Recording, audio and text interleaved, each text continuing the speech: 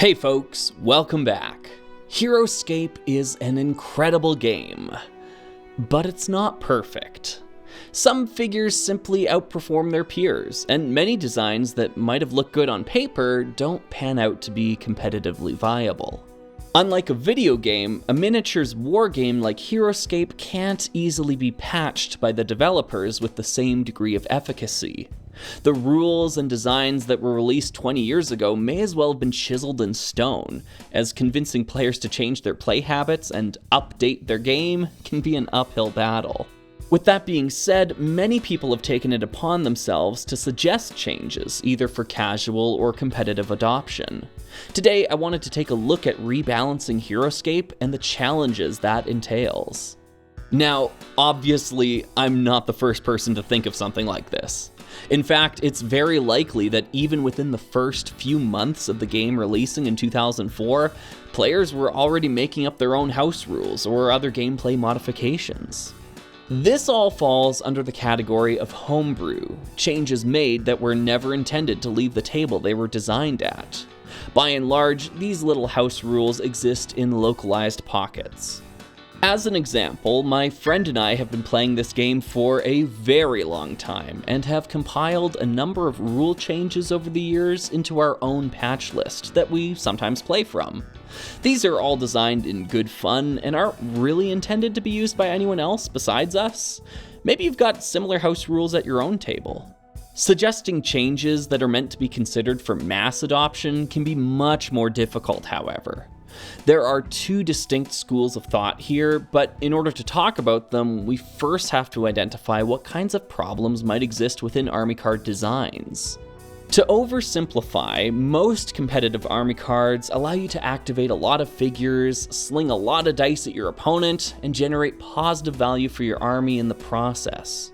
Not every highly ranked army card follows all three of these principles, but it's certainly no coincidence that the majority of competitive squads contain 4 figures, bonding, or both.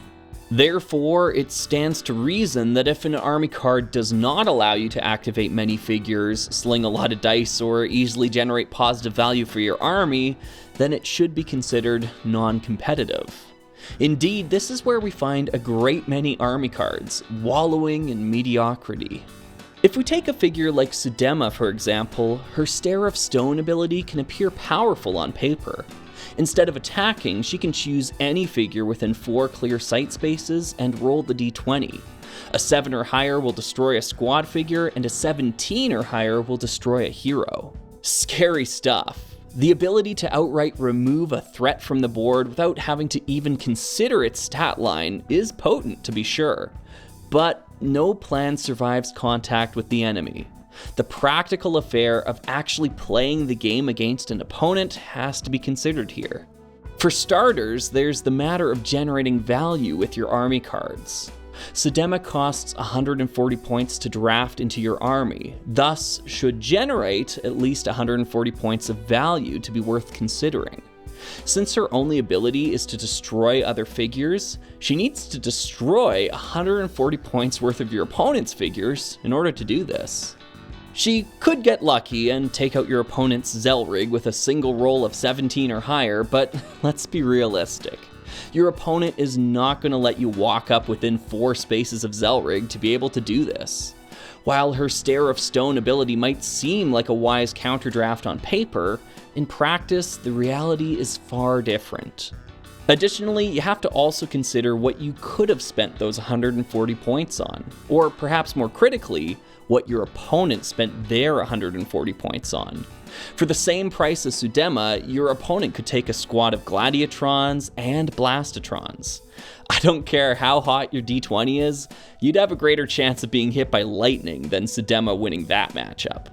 So, how do you fix a figure like Sudema? Well, this is where we get into the 2 schools of thought I talked about earlier. Either you change the card text, or you change the cost. Obviously, there are pros and cons to both ideas.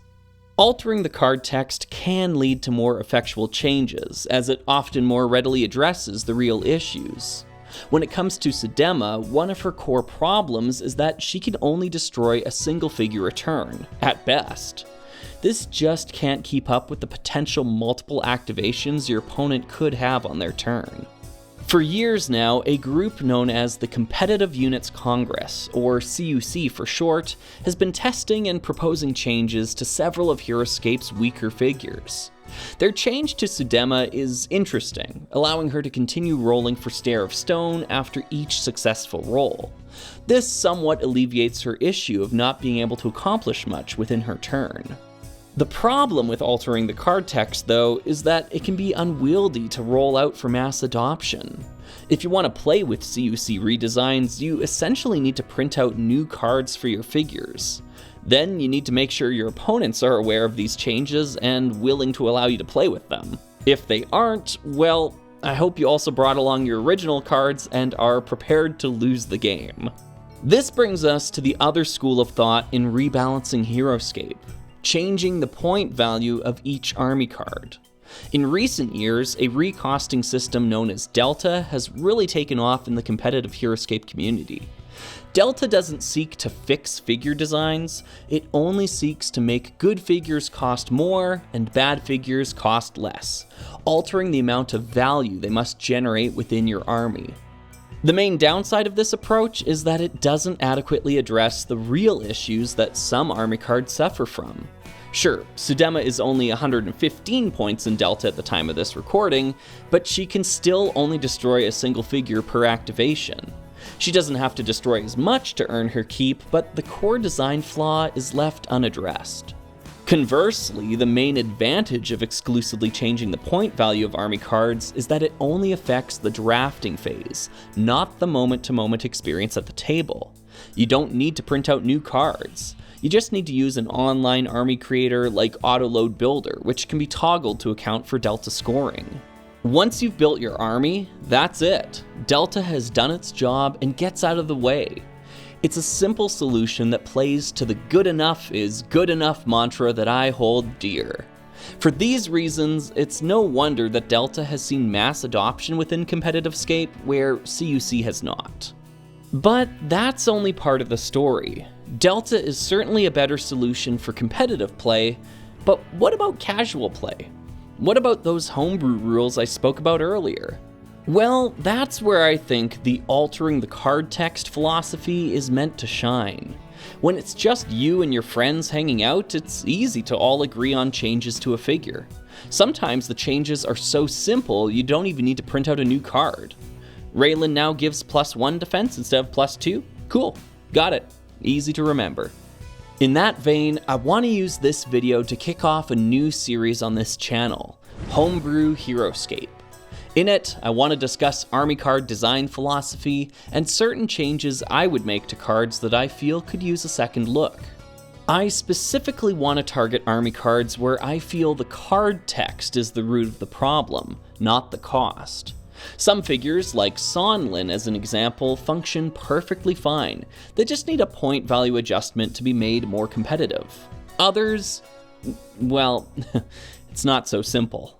Yes, I understand that any army card would see competitive play if it was recosted to 10 points, but these videos would be pretty uninteresting if all I had to say was, the card is fine, it just needs to be cheaper. Delta already exists, if that's all you're looking for. No, I want to get a bit more hands-on and offer up some real changes that I have personally played within my home games. These suggestions are not meant to be taken as a motion for mass adoption, but rather just the musings of a slug on the internet. I'd be tickled if you tried them out too, but you won't hurt my feelings if you don't. Anyways, that's all I have for today. I've got a huge backlog of scripts ready to go for this series, so I can't wait to show you what I've been cooking up. Until then, I've been your host, RR Slugger, and happy scaping, everyone!